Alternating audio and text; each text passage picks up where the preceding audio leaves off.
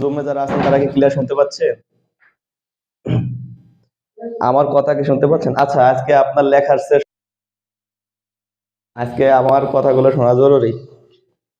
আপনাদের তো সবাই মোটামুটি শিক্ষকতা পেশায় যাওয়ার জন্যই আসছেন বা চেষ্টা করতেছেন। এই জন্য আপনাদের আজকে আমরা আজকে আলোচনা করবো প্যারাগ্রাফ নিয়ে। আপনাদের রাইটিং সাইডের ব্যাপারগুলো ভাবছি যে কয়টা ক্লাস পাবো তার তো নিশ্চয়তা নাই, শেষ করে ফেলাই। রাইটিং যে বিষয়গুলো আছে এইগুলো বিষয়ে আপনাদের একটু ধারণা দেই, কারণ আপনারা জানেন কি আপনাদের 2-10টা প্যারাগ্রাফ মুখস্থ করে দিব। আপনাদের নাই বলতে আমার মনে হয় মাধ্যমিক পাশ করার পরে কারো প্যারাগ্রাফ মুখস্থ করা উচিত। চেষ্টা করছি। একটা জিনিস কি আমি যেটা বলি আর কি আপনাদের, আমি মাধ্যমিক লাইফে ফাঁকি দিছি। ফাঁকি দেওয়া বলতে কি কম্পোজিশন, প্যারাগ্রাফ, লেটার এসব মুখস্থ করিনি। যার কারণে আমার কি করতে হয়েছে, আমার তো লেখা লাগছে। আমি নিজে নিজে চেষ্টা। আচ্ছা, ওই জিনিসটা কি মানে ওই সময় একটা কথা আছে না, সাপে বর হয়ে যাওয়া। আমার ক্ষেত্রে সাপে বর ফাঁকি দেওয়ার কারণে আমার বানাই বানাই লেখা লাগছে। যার কারণে কি করা লাগছে, আমার ভিতরে একটা ক্রিয়েটিভিটি তৈরি হয়েছে যে আমি কিভাবে করব। কি যে একটু ভালো করার দরকার, তখন বাংলাটা পড়ে আসতাম। মানে পরীক্ষা আগে পড়ালেখা খুব কম করছি, যার কারণে পরীক্ষার আগে করতাম কি এটা হয়তো কি যে আমার ভিতরে একটা আইডিয়া আসতো যে এই প্যারাগ্রাফটা কি কি লেখা লাগতে পারে, এই লেটারটা কি লিখবো, এই কম্পোজিশনটা কি কি লিখবো। কারণ আমাদের সময় তারপরে নিচে আবার অনুবাদ দেওয়া থাকতো 9-10 ওই সময়, তাই আমি অনুবাদটা পড়তাম। এর কারণে হয়তো কি সেই সময় আমাদের গ্রামাটিক্যাল নলেজ খুব ভালো ছিল। এটা পরবর্তীতে হয়েছে কি আমি যখন ইংলিশ লিটারেচারে ভর্তি হয়েছি, অনার্সে ইংলিশে যখন অনার্স করলাম, তখন লেখা এই লেখার সময় কি হয়েছে, আমি প্রত্যেকটা টপিক ভালো করে পড়ছি, আমার কোনোদিন প্রশ্ন পড়া লাগেনি। আমি টপিক পড়ছি, দিতে পারছি। একটু কষ্ট করেন, আপনি একটু পর্দাটা সরাই দেন, তাহলে হবে কি যে যারা জমে আছে তারা দেখতে পারবে।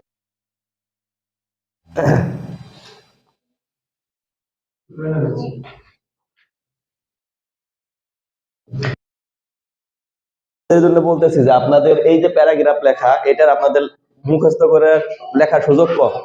আর আপনাদের প্যারাগ্রাফ সুতরাং আমাদের এটা মাথায় রাখতে হবে কি যে প্যারাগ্রাফ যেখান থেকে আমাদের লিখতে হবে। এই জন্য একটু বলবো যে কোন জিনিসগুলো মাথায় রাখলে আপনারা প্যারাগ্রাফ লিখতে পারবেন।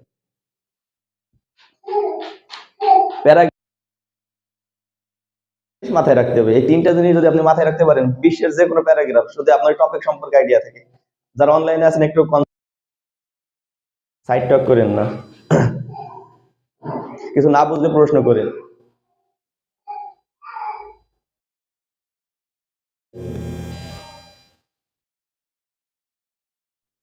কথা কি শোনা যাচ্ছে না?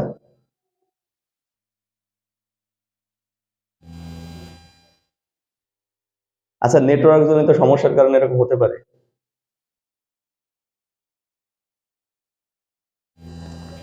একটু শোনেন কষ্ট করে, আর রেকর্ডিং হচ্ছে তো ওইটা একটু পরে দেখে নিন তাইলে। এটা একটু কনসেন্ট্রেশন দেন, পরবর্তীতে আপনার একটু ভিডিওটা দেখে নিন, ভিডিও আপলোড দিলে রেকর্ডিং। আচ্ছা, এখন আপনাদের এমন কিছু আশা করি আসবে না যে সম্পর্কে আপনারা কখনো নামই শোনেন, এরকম প্যারাগ্রাফ আসবে না। আমাদের প্যারাগ্রাফ লেখার প্রথম শর্ত যে আমাদের প্যারাগ্রাফ লিখতে হবে একটা এই প্যারাটা মানেই আপনার প্যারাগ্রাফ। আমরা বলি কি প্যারাগ্রাফ সংক্ষেপে ওয়ার্ড না, আমরা প্যারাগ্রাফের সংক্ষেপে প্যারাগ্রাফ বড় হয়ে যায়, এই জন্য বলি আমরা যে এক প্যারায় লিখবো বা প্যারা প্যারা করে লিখবা। এই আপনি 1 পাতা লেখেন, 2 পাতা লেখেন, 3 পাতা লেখেন, আপনার প্যারাগ্রাফে প্যারা হবে একটা। আপনি মনে করেন এখান থেকে শুরু করছেন, এই যে লিখলেন, মনে করেন এই জায়গাটা ফুল স্টপ দিয়ে লেখা সুন্দর করার জন্য একটু ফাঁকা দিয়ে এই যে লিখলেন, এটা কিন্তু তখন এই জায়গা থেকে লিখবেন এই যে এতখানি গ্যাপ, এটাই সাধারণত আমরা ধরে নেই কি যে একটা আলাদা প্যারা হয়ে গেছে। ব্যাপারটা খেয়াল করবেন। ফাঁকা দিলাম, সাধারণত দেখবেন কি বইগুলো কেমন থাকে যে এক প্যারা থেকে আরেক প্যারা যখন আলাদা করা হয় তখন মাঝখানে একটা স্পেস, দেখুন একটা বা দুইটা লেটার পিছিয়ে লেখা হয়। এটা কি জন্য লেখা হয়? যাতে করে আলাদা একটা প্যারা বোঝা যায়। আচ্ছা, কিন্তু তো যাই লিখি আমরা কি এরকম করতে পারবো না? আমাদের প্যারাগ্রাফে আলাদা প্যারা করা যাবে না। আমাদের প্যারাগ্রাফ আমরা ওই ছোটবেলা ঢালাই লিখে যাও, মানে কি এর ভিতরে কোনোই নাই, শুধু আপনি পাংচুয়েশন মার্ক গুলো ঠিক রেখে আপনি লিখে যাবেন আলাদা আলাদা প্যারা।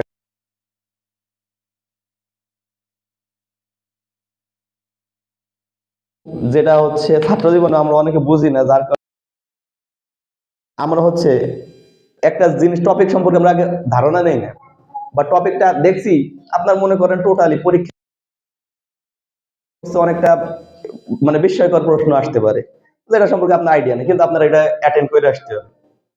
কারণ আপনি একজন পারলো না, আপনি পারলেন মানে আপনি তার চেয়ে 1 মার্ক আগায় গেলেন, আপনার চাকরি পাওয়ার সম্ভাবনাটা বেশি।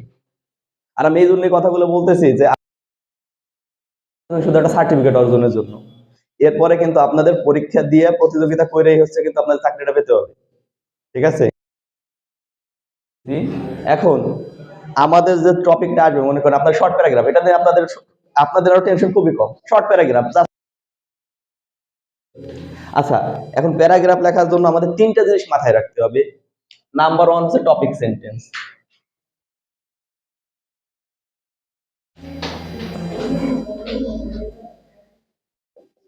নাম্বার 2 হচ্ছে বডি, আর নাম্বার 3 হচ্ছে কনক্লুশন।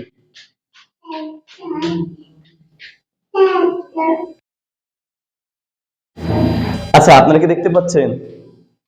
এই 3টা জিনিস যদি আপনি মাথায় রাখতে পারেন, আপনার যে কোনো প্যারাগ্রাফ আপনি লিখতে পারবেন। আমি আলোচনা করব।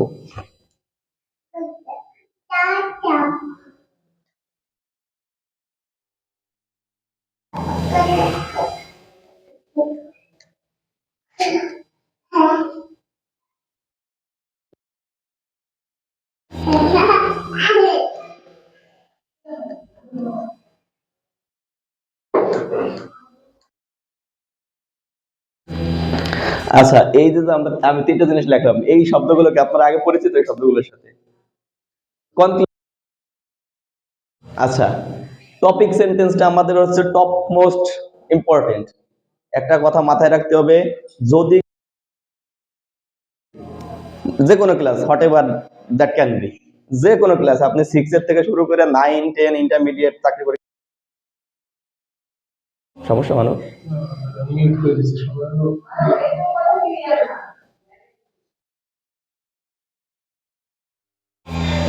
হ্যাঁ, সমস্যা হচ্ছে আপনাদের কোনো শুনতে সমস্যা হচ্ছে?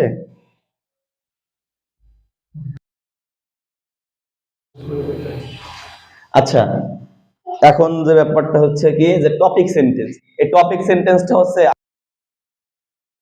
খেয়াল করবে, আপনারা এইটুকু অন্তত বুঝছেন এই বয়সে এসে যে খাতা কিন্তু লাইন বাই লাইন দেখা সম্ভব না। আমরা কি যে প্রথমে ভালো করে লিখবে, পরে যেমন পারিস লিখবে, কিন্তু প্রথমে ভালো করে লিখতে হবে, এরকম মনে শোনেন, এরকম খুব খুব কম লোকই আছে। বলা হয়তো কি,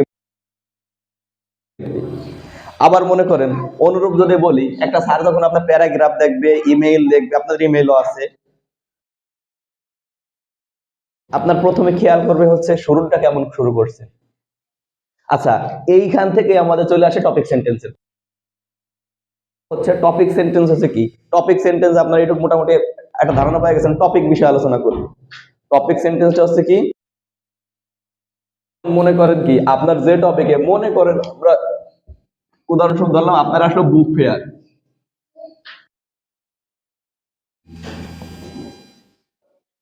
মনে করেন আপনার বুক ফেয়ার, অথবা আরো সহজ যদি আপনার আসলে ওয়াটার পলিউশন।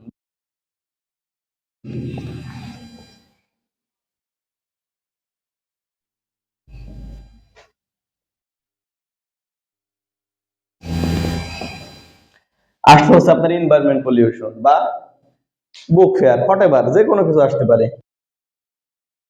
কাজ হবে কি, ওই বিষয়টা আপনাকে ক্লিয়ার করতে হবে। মনে করেন আমি এক্সামিনার, আমি আপনার খাতা দেখবো, আমি জানি না বুক ফেয়ার জিনিসটা,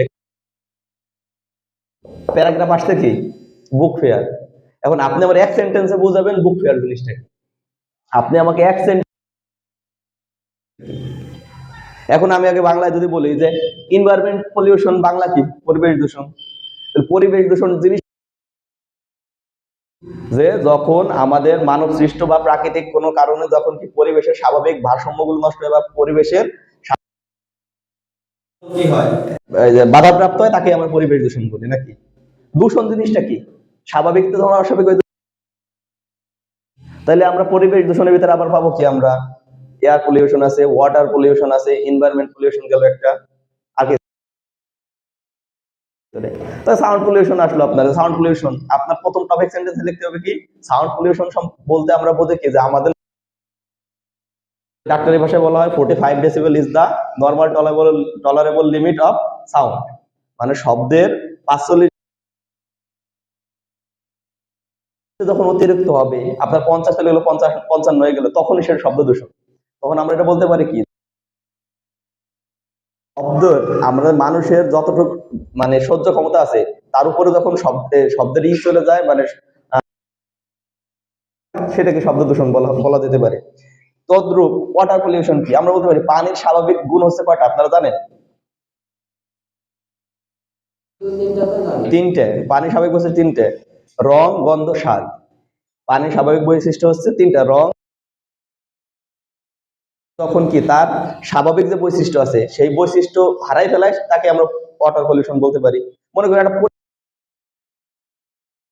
মানে ভালো পানি বলতে পারবেন না, এটা দূষিত পানি। আবার পানির স্বাদ ভালো আছে, মানে গন্ধ,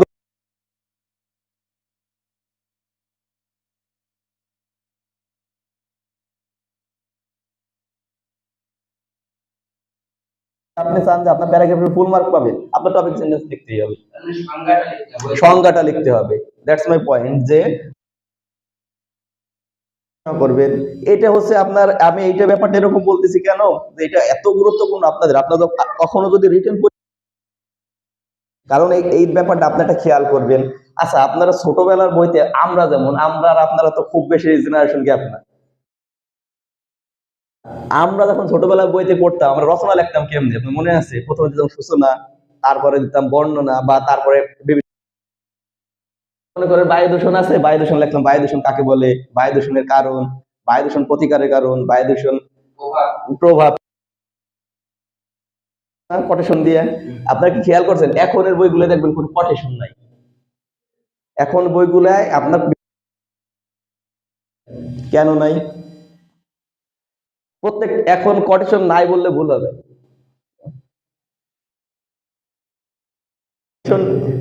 নাই বললে ভুল হবে কেন? কোটেশন অবশ্যই আছে। আপনারা একটু খেয়াল করবেন, কারো বই, বাচ্চাদের বা অন্য কারো বই দেখলে এটা ওই যে প্যারা প্যারা প্যারা প্যারা করে লেখা। আচ্ছা, প্রত্যেকটা প্যারার প্রথম যে লাইনটা, ওটাকে বলা হয় টপিক সেন্টেন্স। কি বলা হয়? Topic sentence. আচ্ছা, ওই টপিক সেন্টেন্সেই আপনার ওই জিনিসটা আলোচনা করা থাকে, আপনি প্রথম লাইনটা দেখলেই বুঝতে পারবেন। এখন আর প্রতিকার নিয়ে বা সমস্যা প্রভাব নিয়ে আলাদা আলাদা লেখা লাগে না। ব্যাপারটা বুঝতে পারছি? তার মানে টপিক জিনিস লেখেন, আপনি যে কোনো বিষয় লিখবেন, আপনার প্রথম সেন্টেন্সের প্রথমটাই আপনার কি করতে হবে? চিন্তা রাখতে হবে যে ওই বিষয় তার আমি পরিচয় করাই দিব। খাতা দেখুক, পড়ুক, তারে আমি পরিচয় করাই দিব আমার টপিকটা কোন সম্পর্কে হচ্ছে। আমি সেন্টেন্সের প্রথম লাইনে পরিচয়, টপিক সেন্টেন্স। সুতরাং আমাদের প্যারাগ্রাফ লেখার ক্ষেত্রে সবচেয়ে গুরুত্বপূর্ণ যেটা, সেটা হচ্ছে কি? Topic sentence. আপনার টপিক সেন্টেন্স ভালো হলো মানে আপনার বুঝতে পারছে? এই জন্য আপনি প্রশ্ন হাতে পাই, আপনার টপিক সেন্টেন্সটা আপনি ভাবেন, নিজের মতো করে দেন, ডাজেন্ট ম্যাটার। একভাবে লিখতে পারে, আপনার একভাবে লেখেন, মেইন জিনিসটা বোঝাইলে হয়েছে। সবার ভাষা তো একরকম হবে না, শব্দ চয়ন একরকম হবে না। প্যারাগ্রাফের শুরুতে আমরা লিখবো কি, মানে টপিক সেন্টেন্সটা, এটা তো আলাদা করে লেখার কিছু না, জাস্ট আমাদের মাথায় রাখতে হবে, এইভাবে আমরা সাজাবো। পরে আসলে বডি। বডি জিনিসটা কি? আমরা ছোটবেলা যেটা বলতাম বর্ণনা, আমরাও লিখছি ভাব সম্প্রসারণ। প্রথমে লিখতাম কি? মূল ভাব, তারপর সম্প্রসারিত ভাব, তারপর হচ্ছে উপসংহার। আচ্ছা, তখন দেখেন তো এই জিনিসগুলো মিলে কিনা? এই যে হচ্ছে মূল ভাব, টপিক সেন্টেন্সটা হচ্ছে কি? সেই তো ভাব। আপনি কি মনে করেন বই মেলা লিখতেছেন, আপনি প্রথমে বললেন কি যেখানে হচ্ছে পাঠকদের জন্য লেখক এবং পাঠকদের সমন্বয় করে দেওয়ার জন্য যেখানে কি বই বিক্রির আয়োজন করা হয় তাকেই বই মেলা বলে। আপনি আপনার মতো করে লিখছেন। তারপরে বই মেলায় কি কি হয়, ওই যে কারা যায়, এরকম আপনারা কিন্তু এবার খেয়াল করেন, আপনারা যখন ছোটবেলায় পড়ছেন এরকমই ছিল। ওই জায়গায় কারা কারা যায়, কোন বয়সে মানুষ যায়, বিশেষ করে বিকেলে বই মেলায় ভিড় হয়, শুক্রবারে বই মেলায় আরো বেশি ভিড় হয়। এইটা কিন্তু আপনার আপনারা ওই সময় হয়তো আপনারা বা আমরা কেউ অত খেয়াল করে পড়ি না। বিশেষ করে এই ব্যাপারগুলা আমি তো ছোটবেলা পড়ে আসছি, কিন্তু একটা সাবজেক্ট ছিল, নাম ছিল রিডিং স্কিলস, আর একটা ছিল রাইটিং স্কিলস। তখন ওই ব্যাপারগুলো আমার আগে হচ্ছে না বুঝতে আমার চেতন উদয় হয়েছে যে আসলে এইভাবে পড়া উচিত। আর এইভাবে পড়লেই আপনার একটা প্যারাগ্রাফে খুব সহজে উপস্থাপন করতে পারবেন। না পড়ে আসেন, জাস্ট আইডিয়া আছে টপিক সম্পর্কে। কারণ কি, আপনার একটা কথা বলি, আপনি যখন এক সেন্টেন্স টপিক সেন্টেন্স এক সেন্টেন্স লিখবেন, এক সেন্টেন্স লিখে বডি সম্পর্কে যখন আপনি 5 লাইন লিখবেন, কনক্লুশন 2 লাইন লিখবেন, দেখেন তো আপনার কতখানি হয়ে যায়, এক পৃষ্ঠা হয়ে যায়। আমাদের মেইন জিনিসগুলো হচ্ছে যে আমাদের ছাত্রছাত্রীর পরীক্ষা খারাপ করার মেইন হচ্ছে আমাদের স্যাররা আমাদের এইটা বুঝে হইতে পারে নাই যে ওই যে তার শুরু, তার বডি, তার কনক্লুশন সম্পর্কে লেখো, একটু একটু করে লিখলেই হয়ে যাবে। কিন্তু আমরা প্রথমে কি এটা সম্পর্কে ঢালাই লিখি, উল্টো নিয়ে আসছি, শুরুর কথা শেষ নিয়ে এসে এরকমই তো লিখতাম আমরা ছোটবেলায়।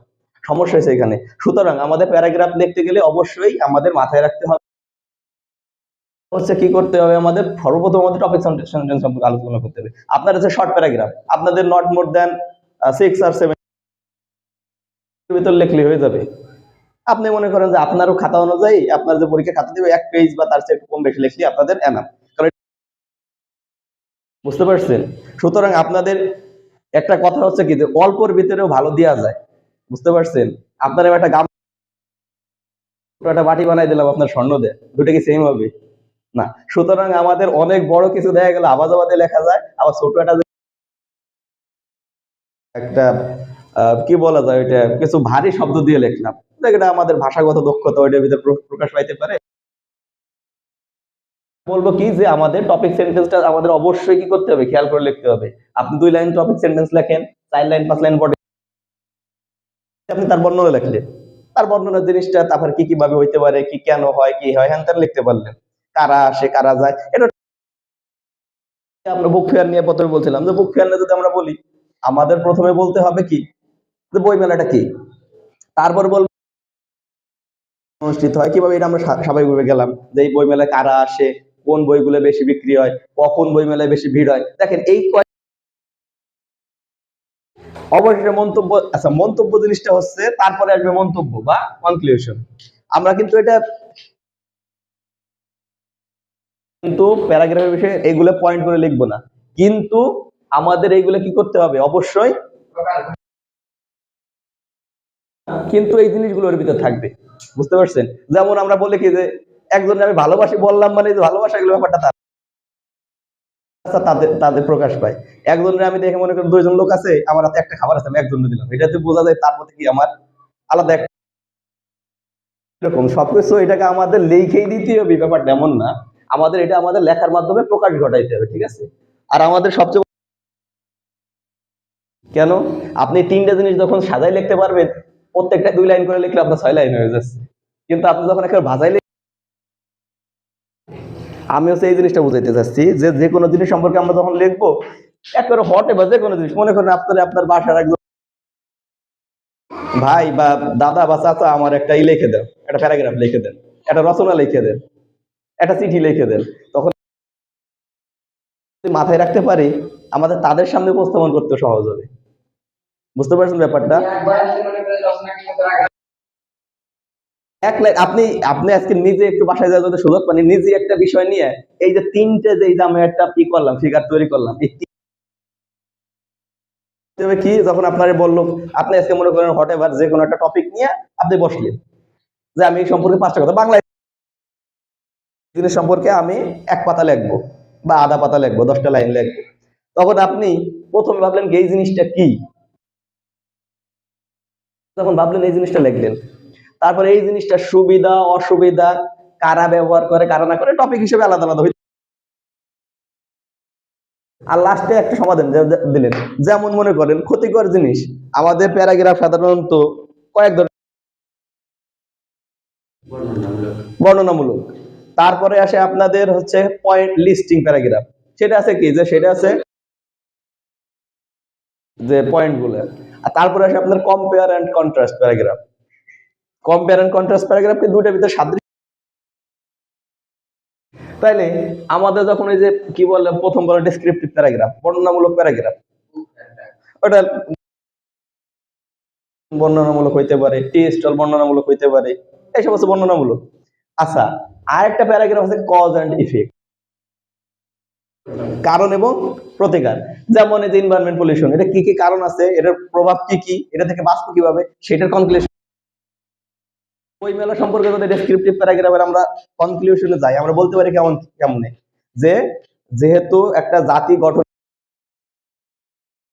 আমাদের দেশের বা আমাদের সমাজের সবার উচিত কি বেশি বেশি বইমেলা আয়োজন করে পাঠকদের উৎসাহিত করা। কনক্লুশন, কিন্তু ওয়াটার পলিউশন কি আপনি এরকম কনক্লুশন দিতে পারবেন? বলতে হবে কি, যেহেতু পানি হচ্ছে আমাদের সবচেয়ে ব্যবহৃত এবং আমাদের পানাহারের জন্য পানি সবচেয়ে প্রয়োজনীয় জিনিস, সুতরাং এই পানিকে আমাদের দূষণ থেকে মুক্ত রাখতে হবে। পলিউশনের একটা সংজ্ঞা, মানে এটা কি বলে মন্তব্য, কনক্লুশন। সুতরাং টপিক ভেদে আলাদা আলাদা কনক্লুশন হবে। তাহলে আপনি এই সেন্টেন্স লিখবেন বা সরি মানে একটা প্যারাগ্রাফ লিখবেন, তখন আপনার নিজেরাই বুঝতে পারবেন যে আপনার লেখার মান কতটা বাড়তেছে, এবং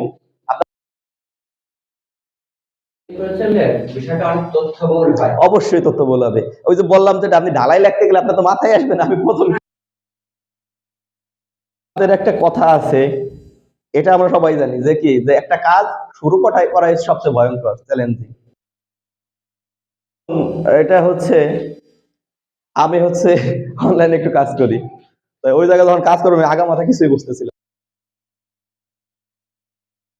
পরে হচ্ছে আমার এক বন্ধু, ও যে আমার হচ্ছে ক্লায়েন্টের সাথে পরিচয় করেছে, ও বলতেছে কি যে শুরু করো, দেখেন সব নিজেই করতে শুরু করছি, আর এখন মনে হচ্ছে সব পানির মতো সহজ, কিন্তু আমার শুরু করাটাই ছিল কষ্টের আমার জন্য। সুতরাং এই সব বিষয়গুলো এরকম যে আপনি করবো।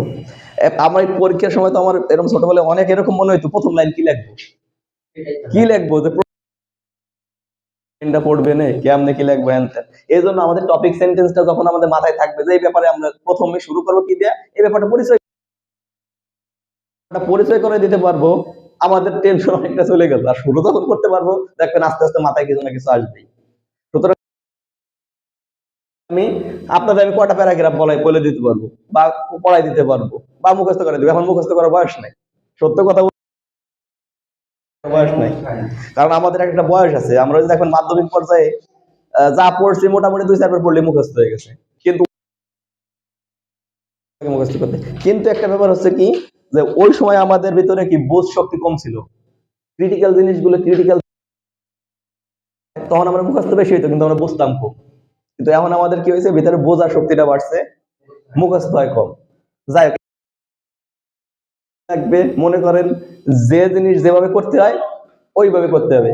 মনে করেন কি আগে হচ্ছে আমরা আমাদের এলাকায় বা নৌকা দিয়ে বর্ষাকালে পার হওয়ার লাগতো, এখন নৌকা নেই, এখন হচ্ছে কি গাড়ি ঘোড়াই চলে।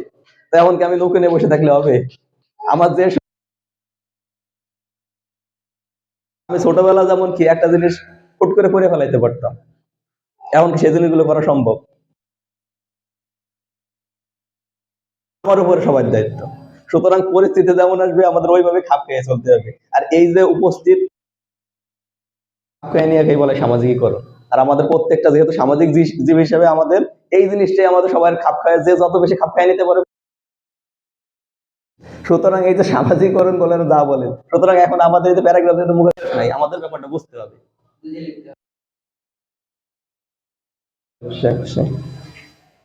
বসেন।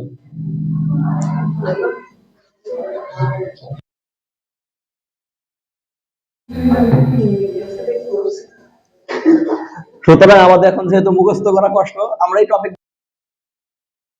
ঠিক আছে, এজন্য প্যারাগ্রাফ এখন হচ্ছে আপনাদের কাজ দিব, যেটা আমি আপনার সবাই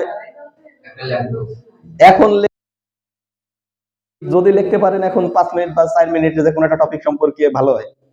প্রথমে শুনেন, ব্যাপারটা হচ্ছে কি, আপনাদের তো লিখতে হবে ইংলিশে। জাতি কি ইংরেজি না বাঙালি?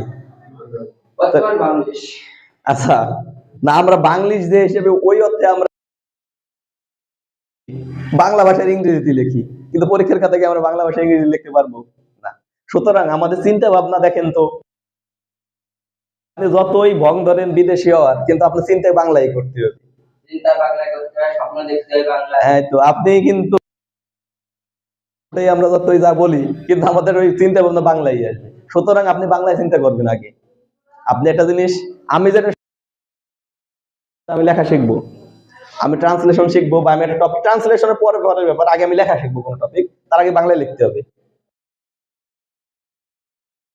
একটা সময় অভ্যাস হয়ে যাবে, যখন যেমন আমাদের হচ্ছে অনার্স মাস্টার্স লিখছি, একটা 10 মার্কের প্রশ্ন লিখছি, 8 পাতা 9 পাতা 10 পাতা, পুরোটা আমাদের একটা গল্প পড়ছি, যে কোনো জায়গাতে প্রশ্ন আসছে। মনে করেন আমরা শেক্সপিয়ারের একটা নাটক পড়ছি, মার্চেন্ট অফ দ্য ভেনিস,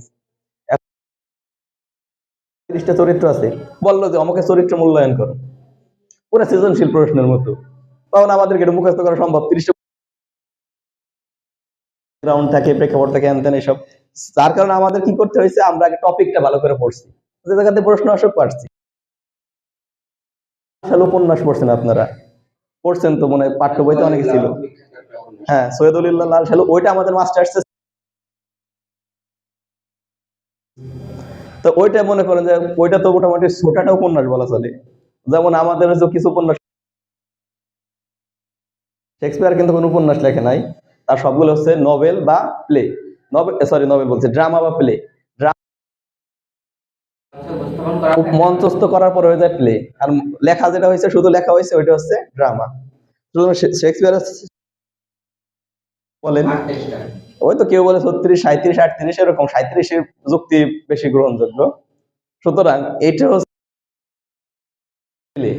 সব নাটকে মঞ্চস্থ হয়েছে। আবার আমরা পড়ছি মনে করেন arms and the man, lion and the jewel, এইসব যা পড়ছে জর্জ বার্নার্ড, এইসব উপন্যাস, বিশাল বিশাল উপন্যাস, একটা বই, একটা উপন্যাস, এরকম একটা বই। তো এইসব আমাদের পড়ে এভাবে লিখতে হয়েছে। এই জন্য এই কথার আলোকে বলতেছি যে আপনি হচ্ছে পড়বেন হচ্ছে, আগে ভাববেন বাংলায়। আমি সর্বপ্রথম, আমি যে কাজ করতাম, আমি সর্বপ্রথম মনে করেন একটা উপন্যাস বা নাটক আমি যা পড়বো, আমি সর্বপ্রথম কি করতাম, বাংলায় সামারি দেখতাম। তারপরে আমি ডিটেল যখন পড়তাম, তখন হচ্ছে বুঝতে সুবিধা হইতো। যে কোনো টপিক আপনারা এরকম চেষ্টা করবেন। এই যে আমাদের স্যার বলতো যে তুমি যদি বুঝতেছো না, প্রথমে ওই প্যাসেজের প্রশ্নগুলো দেখো, কি কি প্রশ্ন করছে। প্রশ্নগুলো দেখলেই আইডিয়া চলে আসবে যে এই প্যাসেজটা কি সম্পর্কে। সুতরাং যেটা আমি বলতেছিলাম, যে আমাদের লেখার প্রথমে কি করতে হবে, লিখতে গেলে অবশ্যই আমাদের আগে বাংলায় ভাবতে হবে। আপনি তারপরে হচ্ছে ওইটা আপনি অনুবাদ করতে পারবেন, অনুবাদ কারো ভালো হবে কারো খারাপ হবে, ডাজন্ট ম্যাটার। কিন্তু আপনি যদি ভাবেন যে আমি ইংলিশে লিখতে থাকবো একবারে, আপনি কিন্তু, আপনাদের ছোট করার উদ্দেশ্যে বলতেছেন, এটা আপনারা কেউ নেগেটিভলি ভাববেন না।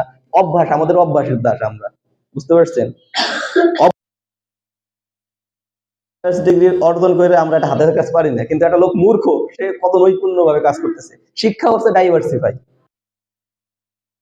একরকম। যে লোকটা মনে করেন রিক্সা ঠিক করতেছে, ওর জন্য ইংরেজি পড়াটা খুব জরুরি না, কিন্তু যে লোকটা স্কুলের টিচার,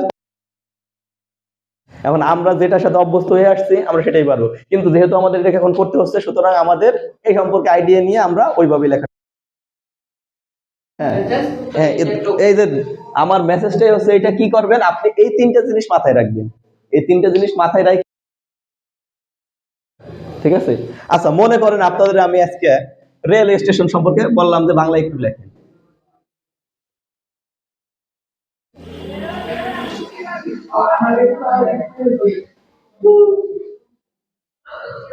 আচ্ছা, বলি একটু, অবশ্যই খেয়াল করেন ব্যাপারটা। এই যে রেলওয়ে স্টেশন নিয়ে মনে করেন আমরা একটা প্যারাগ্রাফ লিখবো। এই রেল না, শিরোনাম, প্রত্যেকটা খবরের একটা শিরোনাম থাকে না? শিরোনাম কি, শিরোনাম জিনিসটা কি, শিরোনাম সম্পর্কে পড়তে যাচ্ছি।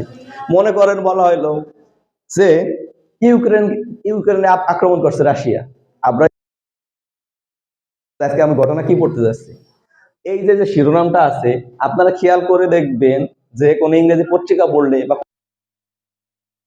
শিরোনামটা প্রত্যেকটা লেটার হচ্ছে ক্যাপিটাল দিয়ে শুরু হয়, প্রত্যেকটা word except article and preposition.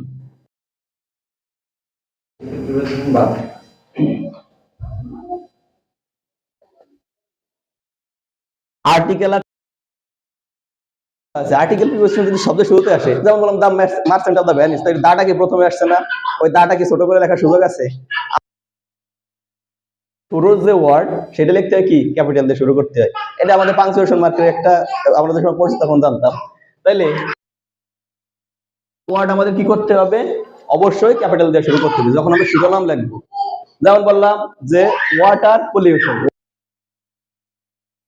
করতে হবে, যখন নাকি এটা আমরা উপরে শিরোনাম হিসেবে লিখবো, কিন্তু আমরা যখন লেখার ভিতরে উল্লেখ করবো তখন কি বড় করে লেখার দরকার আছে? আপনারা একটু চেষ্টা করেন তো যে রেলওয়ে স্টেশন সম্পর্কে আমরা প্রথমে ভাববো কি টপিক সেন্টেন্সটা ভাববো, তারপরে আমরা ভাববো কি নিয়ে রেল স্টেশনটা কি কাজে হয়। যেমন আপনাদের এরকম বলা যায় রেল স্টেশন কি, আমরা যেমন ছোটবেলায় পড়ছি যে রেলওয়ে স্টেশন হচ্ছে এমন একটা জায়গা যেখানে যায়, যেখানে যাত্রীরা ট্রেনে ওঠানামা করে এবং ছেড়ে চলে যায়। সবচেয়ে ছোট সংখ্যা হচ্ছে এটা রেল স্টেশন কি টপিক সেন্টেন্স। তারপর বলতাম যাতায়াতের জন্য রেল স্টেশনে আসে, রেলওয়ে স্টেশন হচ্ছে, বা আমরা প্রথমে লিখতে পারি টপিক সেন্টেন্সে, পরে লিখতে পারি কি রেলওয়ে স্টেশন হচ্ছে দৈনন্দিন জীবনের জন্য সবচেয়ে গুরুত্বপূর্ণ একটা জায়গা। কারণ কি যে এইখান থেকে আমরা আমাদের গন্তব্য পৌঁছাইতে পারি এবং কাজ আসছি এই রেলগাড়ির মাধ্যমে। এটা হচ্ছে অনেক একটা জনবহুল জায়গা, কারণ কি এখানে বিভিন্ন শ্রেণী পেশার মানুষ আসে তাদের কাজের জন্য, আবার দেখা যায় কি যে হকাররা আসে, হকাররা কি করে বিভিন্ন ধরনের জিনিসপত্র বিক্রি করার জন্য আসে। তারপরে হচ্ছে আরো বলা যায় কি যে এই দোকানগুলো কি করে, তারা যাত্রীদের সুবিধা সুবিধা মোতাবেক কিছু জিনিস বিক্রি করে। এই জায়গা ভারী কিছু কিনতে স্টেশনে পাবেন নাকি? না, এই জায়গায় ছোট ছোট দোকান থাকে, যাত্রীদের প্রয়োজনের জন্য কিছু স্ন্যাক্স বার থাকতে পারে, টি স্টল থাকতে পারে, এইসব থাকে। অবশেষে এটা আমরা বলতে পারি যে আমাদের দৈনন্দিন জীবনের জন্য রেলওয়ে স্টেশন হচ্ছে কি খুবই গুরুত্বপূর্ণ একটা জায়গা। সময় আছে, সেশন শেষ হয়ে যাবে, আপনার রেলওয়ে স্টেশন সম্পর্কে একটু বাংলায় লেখার চেষ্টা করেন, 5টা লেখার চেষ্টা করেন, আমি সেই মোতাবেক আপনাদের একটু ট্রান্সলেশন করে দেখাবো। শেষ নাকি?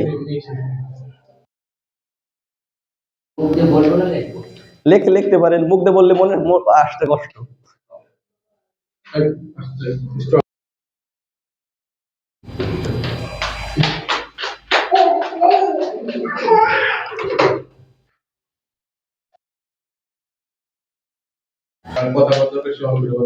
ও আচ্ছা, দেখতে বা শুনতে পাচ্ছি কিনা।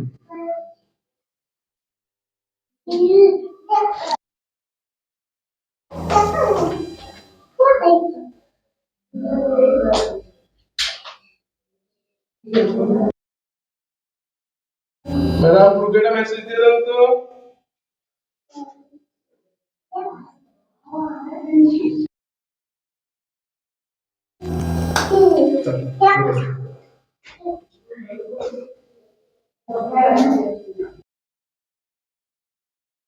প্রথম একটু বলেন, আমি এটা নিয়ে একটু আলোচনা করি। আপনার শর্ট 5 লাইনে এলাম শর্ট প্যারাগ্রাফে।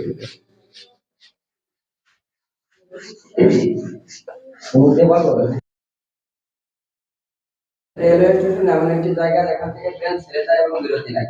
হ্যাঁ। 2, পরিবহন ব্যবস্থায় রেলওয়ে স্টেশন এখানে লোকজন এসে ট্রেনে উঠে তাদের গন্তব্যের উদ্দেশ্যে রওনা দেয়। এখানে নানা রকম জনগোষ্ঠীর সমাগম ঘটে। স্টেশন গুরুত্বপূর্ণ রেলওয়ে স্টেশনের গুরুত্ব অপরিসীম। আচ্ছা, দেখেন যে প্রথমে যদি আমরা বলি কি রেলওয়ে স্টেশন ট্রেন ছেড়ে যায় এবং বিরতি নেয়, তাই দেখেন আমরা এরকম বলতে পারি না এ এ দিয়ে লিখলে সমস্যা নেই, স্টেশন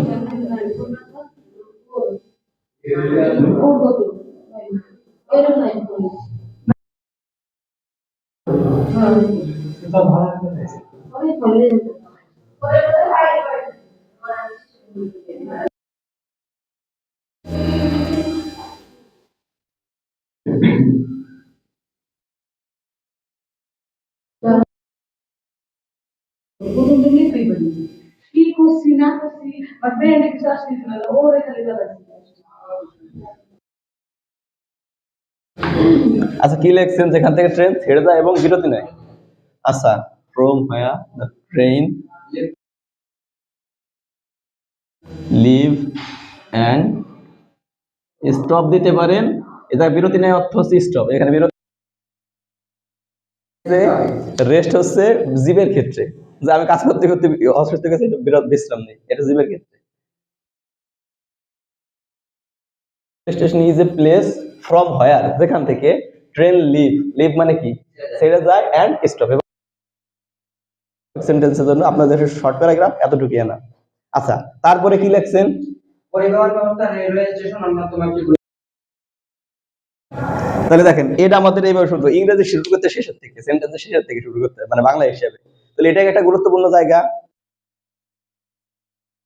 বা vital, important vital synonym. This this দিতে পারেন অথবা ইট দিতে পারেন।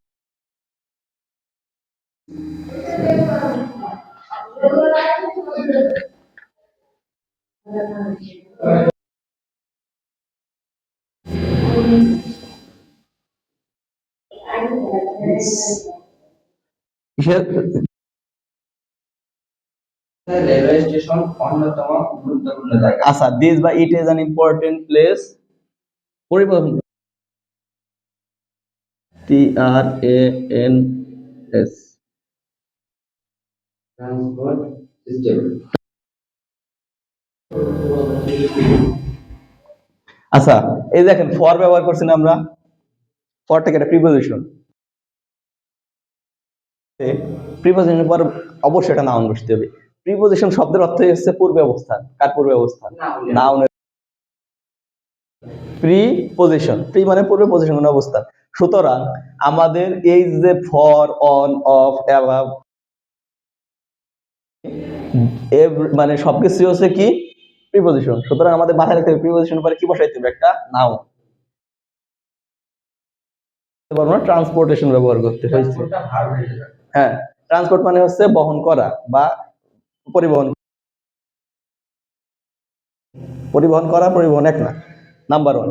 নাম্বার টু, আপনারা অনেক জায়গায় দেখবেন ভার্বের সাথে আমরা আইএনজি করি। আপনার পার্টিসিপলে তফাৎ, যে আমরা অনেক সময় ভার্বের সাথে আইএনজি যুক্ত করি, যদি সেটা নাউনের কাজ করে সেটা হয়ে যায় জিরান্ড, যদি ভার্বের সাথে আইএনজি যুক্ত করে। সুতরাং আপনারা একটা রাইট ফর্মস অফ ভার্বের, এটা আপনাদের গুরুত্বপূর্ণ একটা রোল, যে যদি কখনো দেখেন যে প্রিপোজিশন আসলে তারপরে অবশ্যই ভার্বের সাথে আইএনজি হবে। কেন? কারণ প্রিপোজিশনের পরে ভার্ব বসতে পারে না, বসতে পারে কে? নাউন। সুতরাং ভার্বের সাথে আইএনজি, এজন্য আমাদের কি প্রিপোজিশন দেখলে তারপরে মনে রাখতে হবে অবশ্যই এরপরে কি বসবে? একটা নাউন বসবে, এরপরে ভার্ব বসতে পারবে না। বুঝতে পারছেন?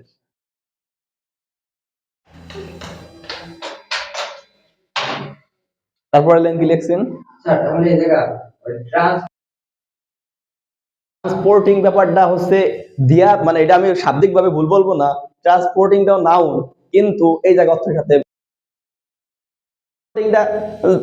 ওটা হচ্ছে আপনার আলাদা অর্থ, ওটা হচ্ছে অর্থের সাথে সামঞ্জস্য হইলে ব্যবহার করা যাবে, কিন্তু এই জায়গা অর্থের সাথে সামঞ্জস্য, প্রসঙ্গের সাথে সামঞ্জস্যপূর্ণ। শুনুন আপনারা বলি, যেমন রাইটিং আর রাইটার দুইটাই কিন্তু নাউন। রাইটার বলতে একটা নাউন হয়ে যায়। যেমন পেইন্ট মানে কি ছবি আর্ট করা, আর পেইন্টার মানে যে আর্ট করে। আচ্ছা তারপরে পেইন্টিং জিনিসটাও কিন্তু নাউন, কিন্তু আপনি বলতে পারেন হি ইজ এ পেইন্টিং, না হি ইজ এ পেইন্টার। ব্যবহার করতে হবে কি, যে যার সাথে যার মানুষ হয়ে আসে। এক শব্দের একাধিক আপনারই থাকতে পারে, ওয়ার্ডস অফ স্পিচ থাকতে পারে। ট্রেনে উঠে তাদের গন্তব্যের উদ্দেশ্যে রওনা দেয়। আচ্ছা তাহলে এখানে লোকজন আসে, পিপল কেম হেয়ার, বা আসতো তো বলা, কাম হেয়ার, মানুষ এখানে আসে কিসের জন্য? গন্তব্যে পৌঁছানোর জন্য। মানুষ এখানে এসে ট্রেনে ওঠে। People come here and get on বুঝায়। তাহলে people come here and get on the train for reaching, for reach না, ফর ডেস্টিনেশন মানে গন্তব্য। তাহলে people come here and get on the train for reaching their destination. বা to reach, to plus V one বসে, এটা হচ্ছে আপনাদের ইনফিনিটিভের নিয়ম। টু প্লাস ভি ওয়ান বসে আর ফর দিলে ভার্বের পরে আইন দিতে হবে। তাহলে বললাম যে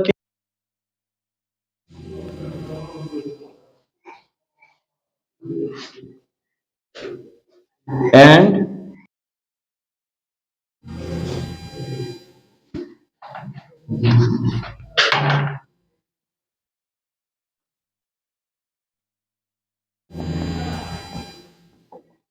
get on the train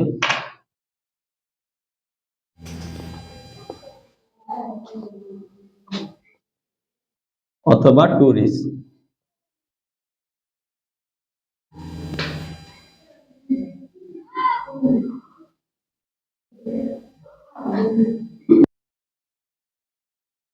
destination.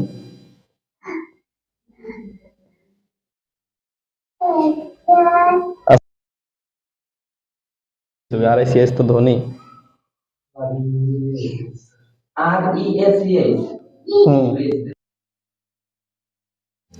তো আমি ইলে ফেলাইছি, ধোনি ফেলাইছি। ফোনের 12টা বাজে গেছে রে ভাই।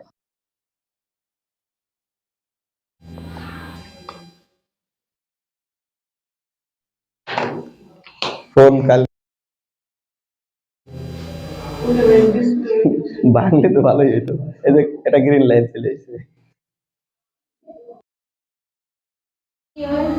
এই যে দেখেন এটা কেমন দেখা যাচ্ছে, সোজা সোজা কথা নষ্ট হয়ে গেছে। দেখেন এই যে সব লেখার ভিতরে।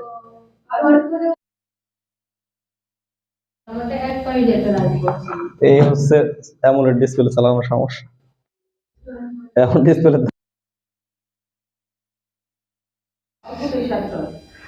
যাক, এটা ফোনের প্রতি মায়া শেষ।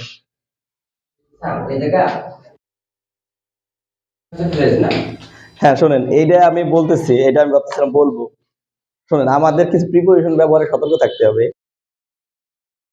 সহজভাবে আমি উপস্থাপন করি, যে যানবাহন গুলোর ভিতরে ওঠার পরে আমরা হাঁটাচলা করতে পারি সেটার ভিতরে অন। তাহলে আমরা গেট অন দা বাস, কারণ বাসের উপরে হাঁটাতে হবে। কিন্তু আপনি একটা অটোর ভিতরে উঠে কি হাঁটাচলা করতে পারেন? তাহলে গেট ইন হবে সেখানে, বুঝতে ভিতরে বসে কিন্তু আর মানে ওঠার পরে আর হাঁটাচলা করতে পারি না, ওইটার ভিতরে ইন হবে। কিন্তু আমরা প্লেনের ভিতরে উঠে একটু হাঁটাচলা করতে পারি, বাসের ভিতরে উঠে হাঁটাচলা, গেট অন। ঠিক আছে,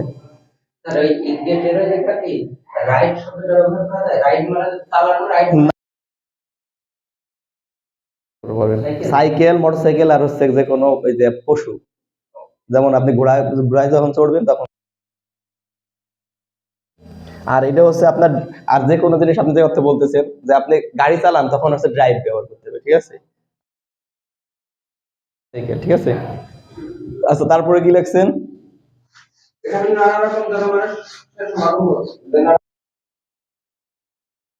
তাহলে এখানে নানা রকম মানুষের সমাগম ঘটে। তাহলে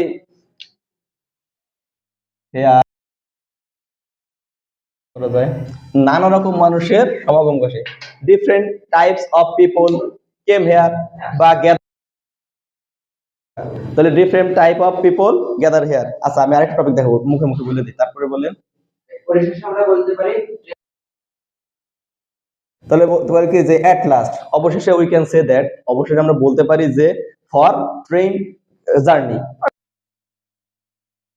is an integral part or important place। Important place না দিয়ে ইন্টিগ্রাল পার্ট দিলে সবচেয়ে ভালো, মানে অবিচ্ছেদ্য। স্টেশনে যাবেন না, এটা হবে না। এই জন্যই ট্রেন যাত্রার জন্য কি এটা সবচেয়ে ভালো হয়, শব্দটা হবে কি, ট্রেন যাত্রার জন্য একটা কি বা অবিচ্ছেদ্য অংশ হচ্ছে ট্রেন স্টেশন। যেমন আপনি বললেন যে আমি ট্রেন যাত্রা করবো কিন্তু ট্রেন উঠবো না, কি হবে?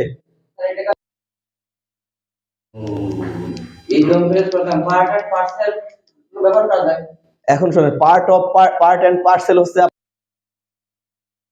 বোঝায় বা কোনো বস্তুর সাথে থাকা, কিন্তু এই জায়গা হচ্ছে বস্তুর সাথে থাকা অর্থে না, এটা প্রয়োজন অর্থে। বুঝতে পারছেন? যেমন আমি বললাম part and parcel of our of a teacher, মানে একটা টিচারের অবিচ্ছেদ্য অংশ কি এটা না, কিন্তু ওইটা হচ্ছে ইন্টিগ্রাল পার্ট দিলে ভালো হয়। এটা হচ্ছে অবিচ্ছেদ্য অংশ কিসের জন্য? কারণ ট্রেন স্টেশন, আপনি ট্রেন যাত্রা করবেন উঠে গেলাম বা দাঁড়াইতে পারলাম এমন না। সুতরাং বলা চলে কি যে ট্রেন যাত্রার জন্য ট্রেন স্টেশন হচ্ছে কি একটা অবিচ্ছেদ্য। আপনাদের আজকে আরেকটু যতটুকু সময় পাই এর ভিতরে আপনাদের আমি দেখাবো হচ্ছে আপনাদের ইমেইল আছে। জাস্ট আজকে একটু আইডিয়া দিয়ে যাবো। আচ্ছা শুনেন, ইমেইল বলেন আর লেটার বলেন, এটা হচ্ছে প্রধানত ফর্মাল আর ইনফর্মাল। এবার ফর্মাল জিনিসটাকে আর ইনফর্মাল জিনিসটাকে, লেটার বলেন ইমেইল বলেন।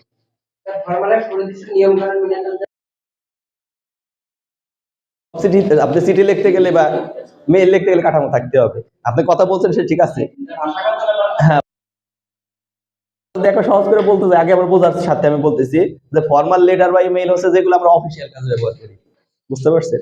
আর আমরা যে আত্মীয় স্বজনের সাথে পরিচয় কথাবার্তা এসবের ক্ষেত্রে যা ব্যবহার করি সেটার নাম হচ্ছে কি ইনফর্মাল। কারণ আমরা বন্ধু বান্ধবের সাথে ফর্মাল হতে সব ইনফর্মাল, শুধু আমরা অফিসিয়াল কাজে মনে করেন বললাম যে টিচারের কাছে টিসি চাই, আর তারপরে হচ্ছে কি যে একদিনে ছুটি চাই দরকার, হ্যাঁ, তারপরে হচ্ছে আপনি কি রেল স্টেশনের টিকিট বুকিং এর জন্য একটা দরখাস্ত লেখেন বা একটা মেইল করেন, সবকিছুই হবে। যেগুলো আমরা বন্ধু বান্ধব পরিবারের বাইরে লিখি বা অফিসিয়াল কাজে লিখি সেইগুলোই হচ্ছে আমাদের ফর্মাল লেটার বলেন আর ইমেইল বলেন। লেটার আর ইমেইল একই জিনিস, ঠিক আছে? আচ্ছা, এবার ইমেইলের অবিচ্ছেদ্য অংশ হচ্ছে আমাদের ইমেইলে অবশ্যই যেটা অ্যাটেন্ড করতে হবে সেটা হচ্ছে আপনি ইমেইল ওই যে আপনি দরখাস্ত লেখেন আর চিঠি লেখেন, ইমেইলের মাধ্যমে চিঠি লেখা যায় না। আমি মনে করেন কি আমি আমার বন্ধুর কাছে একটা মেইল পাঠালাম, সেটা তো আমার ফর্মালিটি মেইল করবো, তুই চলে আসিস, এত ঢুকলে শেষ করলাম।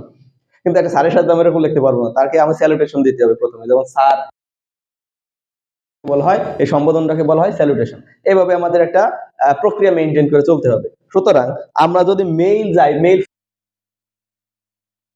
এবার দা মেইল ইজ, প্রথমত আমাদের কি করতে হবে, প্রথমে আনতে হবে টু। এই টুটা অবশ্যই ব্যবহার করতে, তারপর আসতে হলো ফ্রম।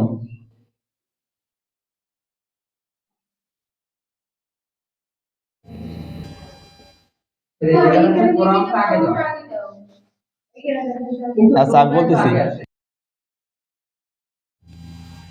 Two, from, subject. আচ্ছা আমি বলতেছি, আচ্ছা ফ্রম শব্দের অর্থ কি?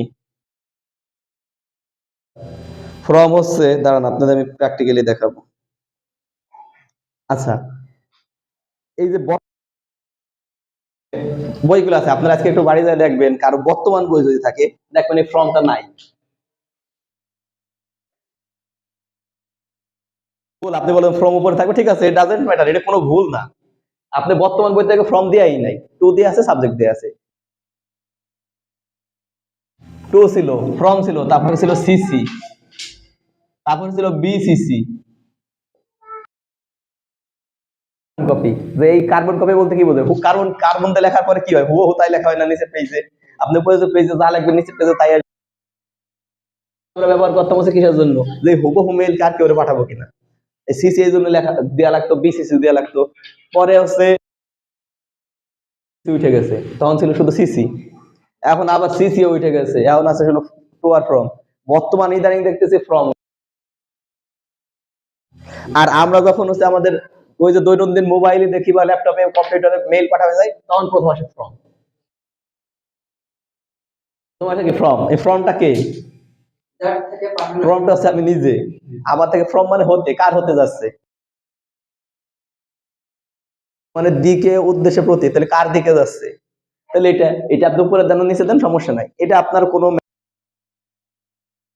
আপনি আপনি যদি ভাবেন আমি ফর্ম বাদ দিব তাও সমস্যা নাই, কারণ আপনার তো নিজেরটা। কোনো সময় কি নিজের নাম্বারে আপনি মনে করেন আপনি আমারে ফোন দিবেন, আপনি কারে ফোন দিচ্ছেন তার নাম্বার জানার দরকার। সুতরাং এই ফর্ম মানে কি, আপনার নিজের মেইল, আপনার নিজের মেইল তো জানার দরকার নেই, ওটা তো অটোমেটিক লগ ইন করাই। যে কি জন্য আপনার ফর্ম এখন থাকে না, কারণ নিজের নাম্বার নিজে জানা জরুরি না, কারণ আমার ফোনে টাকা থাকলে আমি দেখে ওরে ফোন দিব, তার নাম্বার জানা থাকতে হয়। আচ্ছা টু দিতে হবে, তারপরে দিব কি ফ্রম, অথবা ফ্রম দিব তারপরে টু দিব। আর যদি চান কি যে আমি দিব, তারপরে মনে করেন লিখলাম কি, যে মনে করেন ভিউ লিখি স্কাই VIEW স্কাই ভিউ @ একটা জিনিস খেয়াল করবেন আপনারা, অবশ্যই এই ভুলটা যদি না হয়, জিমেইলে দেখবেন কি শুরু থেকে শেষ পর্যন্ত সবই এটা কিন্তু ওদের একটা ওই ওদের সিস্টেম এটা আর কি, যে এটা কোনো ক্যাপিটাল লেটার ইউজ করা হয় না, এজন্য সবই স্মল লেটার দিয়ে লেখা শুরু করবেন। এই যে জিমেইলের শুরুতে একটা ক্যাপিটাল লেটার যদি মনে করেন, ভাবতেন যে সেন্টেন্সে যেহেতু শুরু এটা ক্যাপিটাল, সুতরাং আমাদের মাথায় রাখতে হবে কি, যখন আমরা জিমেইল লিখবো অবশ্যই আমাদের শুরু করতে হবে কি, যেটা আমি বলতে চাচ্ছি আর কি, জিমেইল অ্যাড্রেস যেটা বলতেছি ওটা হচ্ছে আমাদের কি করতে হবে, শুরু করতে হবে অবশ্যই কি দিয়া, আর হচ্ছে তারপরে আমাদের অবশ্যই সাবজেক্ট দিতে হবে। সেটা হইতে পারে কি, আমরা তো ছোটবেলাতে পড়ে আসছি কি, যে দরখাস্ত শুধু সাবজেক্ট চিঠি লিখবো তাতে সাবজেক্ট দিলে ব্যাপারটা কেমন হয়, একটু অবাস্তব মনে হয় না? কিন্তু আমাদের মেইলে সাবজেক্ট দেওয়াই লাগবে, কারণ এটা হচ্ছে মেইল একটা ফরম্যাট, বুঝতে পারছেন? এইবার নির্মাতা যেভাবে বানাইছে আমাদের তো সেভাবে ফলো করতে হবে। কান্ট্রি কোড আছে, যে বিদেশে ফোন দিতে গেলে আমাদের ওই দেশের কান্ট্রি কোড দেওয়া লাগে। এখন আমি যদি কই না কান্ট্রি কোড দিব না, হবে?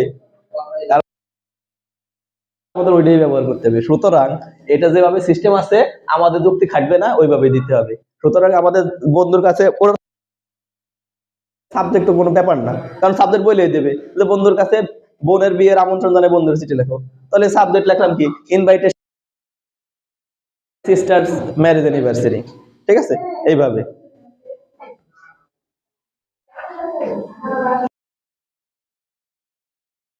আজকে আবার বিস্তারিত আলোচনা করব না, সময় কম। এই জন্য হচ্ছে আপনাদের আমি কি বললাম, প্যারাগ্রাফটা পাই বা যেদিনে আমি ক্লাস পাই, যদি ক্লাস পাই আপনাদের প্রতি রিকোয়েস্ট থাকবে আপনারা হচ্ছে যে কোনো দুইটা টপিক, আমি টপিক বলে দিলাম না, অথবা আমি এরকম হইতে পারে আমি ম্যাডামরে হোয়াটসঅ্যাপে দিয়ে দিলে ম্যাডাম আপনাদের গ্রুপে জানাই দিবে। একটু শোনেন, যে বলে দিলে ম্যাডাম আপনাদের অবশ্যই গ্রুপে জানাই দিবে দুইটা টপিক সম্পর্কে, আপনারা অবশ্যই কি করবেন, দুইটা টপিক সম্পর্কে আপনারা প্যারাগ্রাফ লিখবেন, আর হচ্ছে কনক্লুশন। এই তিনটা জিনিস মাথায় রেখে প্রথমে বাংলায় লিখবেন। আমি আবার বলছি আপনাদের ইংলিশ আমি আগে না, আপনারা আগে দুইটা টপিক চেষ্টা করবেন ওই বাংলারে ইংলিশে ট্রান্সলেট করার জন্য, ঠিক আছে? আমি দুইটা টপিক বলে দিব, যে আপনাদের আমি একটু আরেকটু দেখে নেই, ঠিক আছে? আপনাদের একটু এক্সেপশনাল, আপনাদের তো আর সবার মতো করে ভাবলে হবে না। সুতরাং আপনারা হচ্ছে আমি টপিক বলে দিব, বলে দেওয়ার চেষ্টা করব, ম্যাডাম আপনাদের জানাই দেবে। ঠিক আছে, তাহলে আজকে ক্লাস জি জি জালিয়ানবাগ হত্যাকাণ্ডের প্রতিবাদে রবীন্দ্রনাথ ঠাকুরের লেখা চিঠি আছে। ওই চিঠিটা ইংরেজি সাহিত্যে পড়ানো হয়। ওইটার নাম হচ্ছে রিজেক্টিং নাইটেঙ্গেল, নাইটহুড, নাইটেঙ্গেল বলছে নাইটহুড। এটা হচ্ছে নাইটহুড উপাধি পাইলে তাকে স্যার বলে সম্বোধন করতে হয়। তো উনি হচ্ছে জালিয়ানওয়ালাবাগ হচ্ছে ইন্ডিয়ার একটা জায়গা, ওই জায়গা ম্যাসাকার, একটা গণ, যে ওই জায়গা হচ্ছে সে সময় ইংরেজরা তো ভয় ছিল যে দেশের ভিতরে আপনার কোনো হচ্ছে কিনা, তখন হচ্ছে এরা হলো পহেলা বৈশাখে শোভাযাত্রা নিয়ে বের হয়েছিল, কিন্তু ইংরেজ পুলিশ ভাবছিল কি এরা মনে হয় আন্দোলন করতে বের হয়েছে, যার কারণে হচ্ছে ফায়ার করে, সম্ভবত 314-15 জন লোক মারা যায় জায়গা থেকে। তারপরে এটার প্রতিবাদে রবীন্দ্রনাথ ঠাকুর তখন তার যে নাইটহুড উপাধি ছিল, এইটা হচ্ছে এই জন্য বলে রিজেক্টিং নাইট কি নাইটহুড। জিজ্ঞাসাটা ছেড়ে দেয় ওনারা